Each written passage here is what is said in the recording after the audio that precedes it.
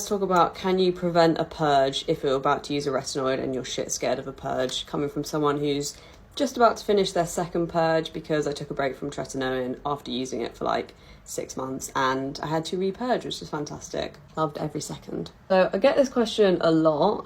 I'm just covering my spot from the purge.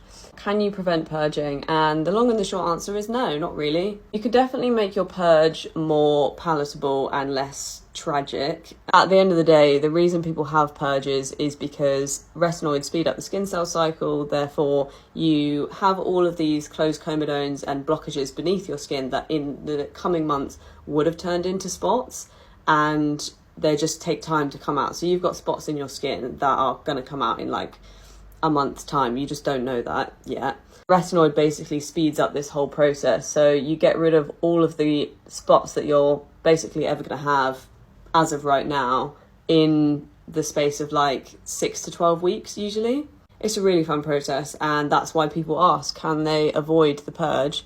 And that's why I say majority of the time no. If you have acne, you are likely to have a purge, unfortunately. If you don't have acne, you can still have a purge. You probably will still get like a few spots, but the less bad your acne, the less bad your purge will be on the whole. Some people don't find that, some people do. There are some things you can do to slow down or make the purge less awful. That is going in slowly with your retinoid. A lot of people get their retinoid and then they're so excited and they use it every single day.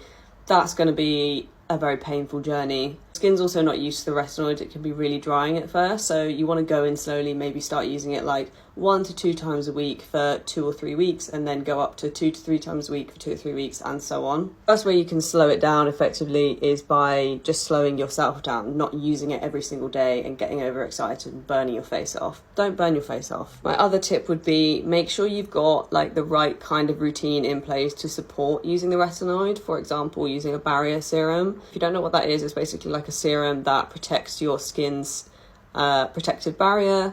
Retinoids can damage the protective barrier a little bit and make your skin a lot more sensitive and red and sting a little bit. And if you incorporate a barrier product, then your skin's going to have like a little boost to it. Your retinoid may still damage your barrier if you go in too hard. It's not like it is a total shield. People who have a routine that is hydrating and nourishing to their skin are going to have a much better time when they're using a retinoid, because it's just a little bit of extra support. It's like a little wonder bra. Third thing, this isn't really going to help slow down your purge, but it's something a lot of people ask me. Third thing people ask all the time is, should I spot treat the purge spots?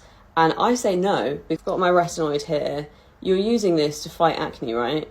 And you're putting it on your face, all over your spots. Do you think that this might fight acne as well as fighting acne that it was fighting in the first place? Yeah, it would. So this is a fantastic spot treatment anyway, really. The risk you have if you spot treat spots during the purge is just overdoing it with the actives and just drying your skin out. Your skin's going to be dry anyway, like you might as well give it a day off. Still use spot treatments now and then, like I've got quite a big one on my face, that's kind of an exception. But small spots that you're getting from the purge, they're just going to come and go. So you might as well just like focus on something else and let the retinoid do its work.